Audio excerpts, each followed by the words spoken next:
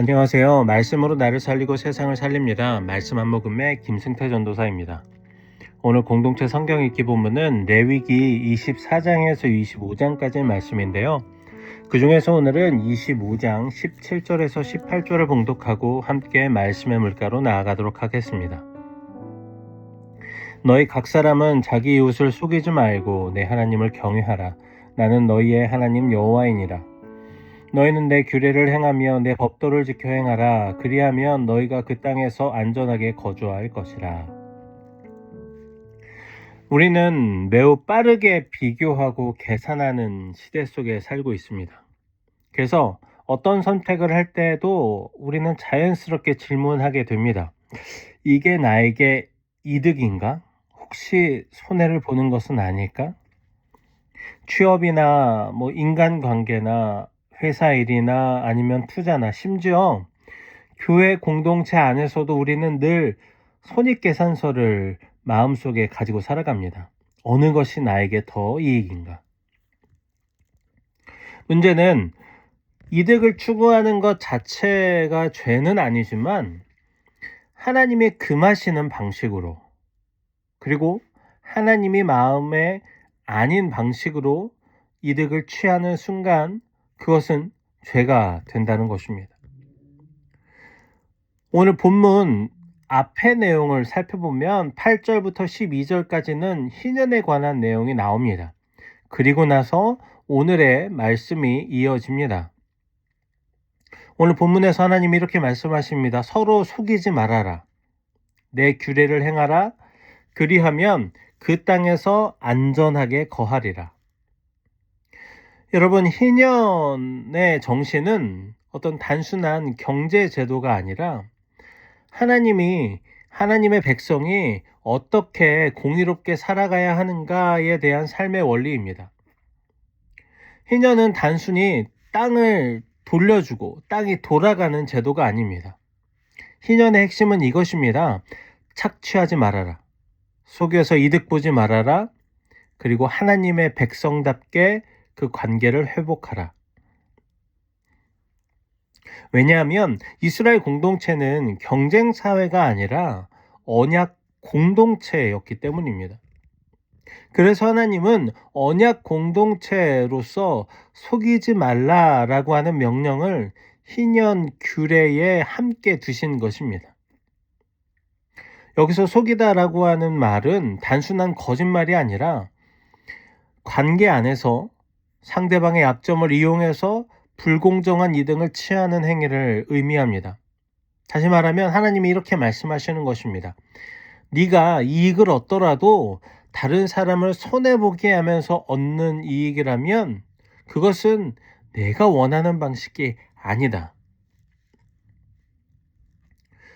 왜 하나님은 이런 거짓된 이득을 금하셨을까요? 이유는 간단합니다. 첫째로 하나님이 공동체의 주인이기 때문입니다.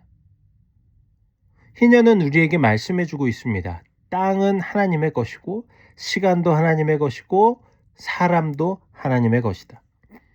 그래서 하나님의 백성은 서로가 서로를 이용해서 살아가는 존재가 아니라 서로가 서로를 보호하며 사랑하는 그렇게 살아가는 존재들인 것입니다. 둘째로 거짓 이득은 관계를 파괴하기 때문입니다. 속임수로 얻은 이익은 당장은 성공처럼 보입니다. 하지만 여러분, 공동체 안에 그것들은 불신을 만들어냅니다. 신뢰가 무너지면 그 공동체는 오래 유지될 수가 없습니다. 셋째로 거짓 이득은 결국은 하나님을 불신하는 행위입니다. 속여서라도 얻어야 한다라고 하는 생각은 이렇게 말하는 것입니다. 하나님이 나를 책임지지 않으니까 내가 알아서 챙겨야 해. 그래서 하나님은 이렇게 말씀하시는 것입니다. 너희는 서로 속이지 말아라. 내 규례를 행하라. 여러분, 우리의 현실은 어떻습니까? 거짓 이득은 뉴스에 나오는 어떤 거창한 그런 범죄만을 이야기하는 것은 아닙니다. 우리의 일상 속에서도 아주 자연스럽게 나타납니다. 여러분, 우리가 이력서 같은 데 쓸 때 보면 우리의 스펙이나 우리의 이력에 대해서 과장하기도 하고 거짓된 스펙을 넣기도 하죠. 하지 않은 프로젝트를 한 것처럼 작성하거나 내가 맡은 역할을 실제보다 크게 포장하거나 그것을 부풀리기도 합니다. 사람들은 다 얘기합니다. 다들 그렇게 해요. 솔직하면 손해만 봅니다. 여러분, 하지만 이것은 분명히 속임을 통해서 이득을 취하는 행위입니다. 희년의 정신은 말합니다. 너의 성공이 다른 사람을 속여서 얻은 것이라면 그것은 하나님 나라의 방식이 아니다. 이런 상황에서 우리는 눈치껏 사는 거예요 라고 말하지만 하나님은 그것을 속임이라고 부르십니다.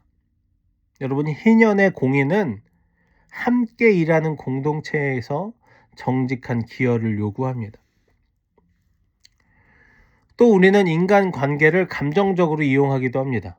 필요할 때만 연락하거나 도움을 받을 때만 친절한 태도를 보이거나 또는 상대방의 마음을 이용하면서 나의 이득을 취하는 것들이 바로 그런 것이죠.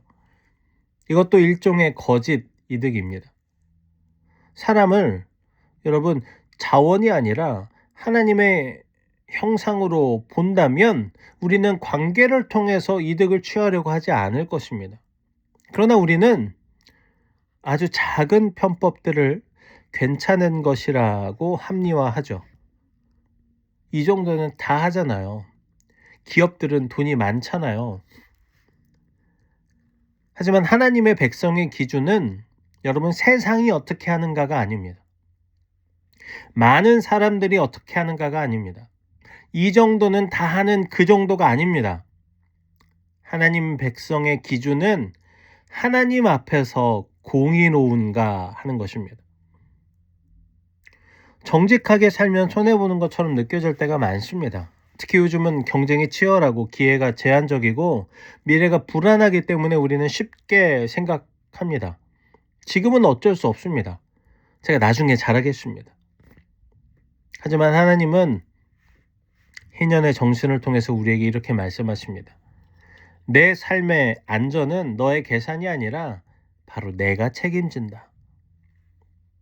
그래서 본문의 오늘 18절의 말씀은 이렇게 약속하는 것입니다. 너희는 내 규례를 행하며 내 법도를 지켜 행하라. 그리하면 너희가 그 땅에 안전하게 거주할 것이라.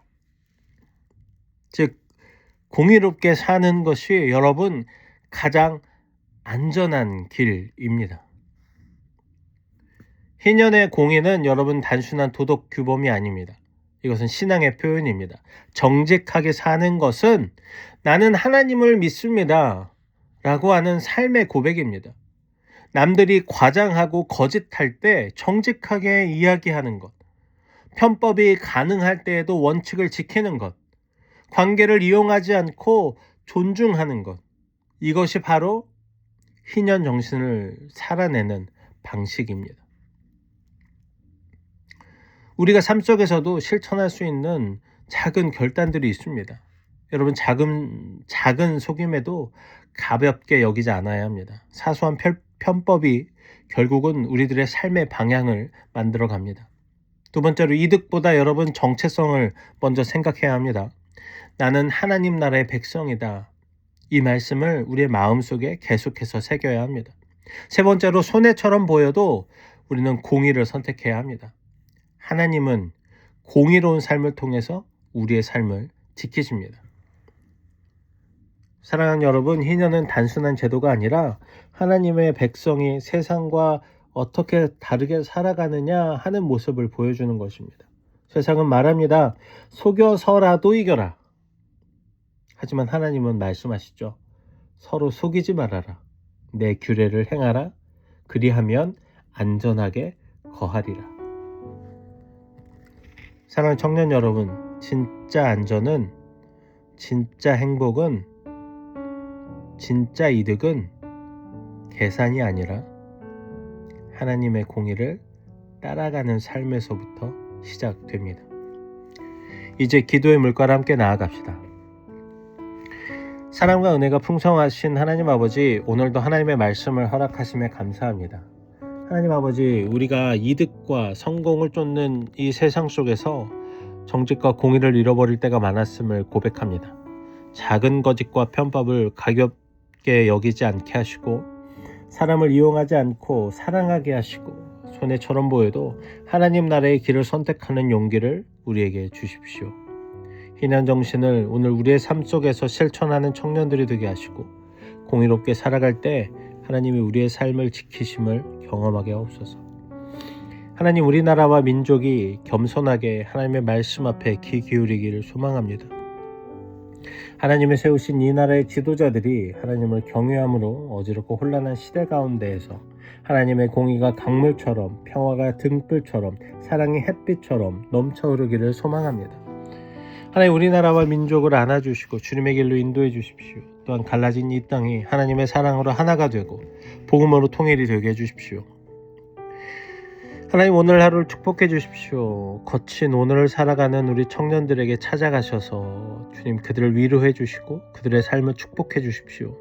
오늘 하루 만나는 모든 삶의 영역과 상황과 관계에서 하나님께서 보시기에 꼭 필요한 것들로 채워주시고 지혜를 주시고 만남의 축복을 허락해 주십시오. 감사합니다. 사랑합니다. 예수님의 이름으로 기도합니다. 아멘.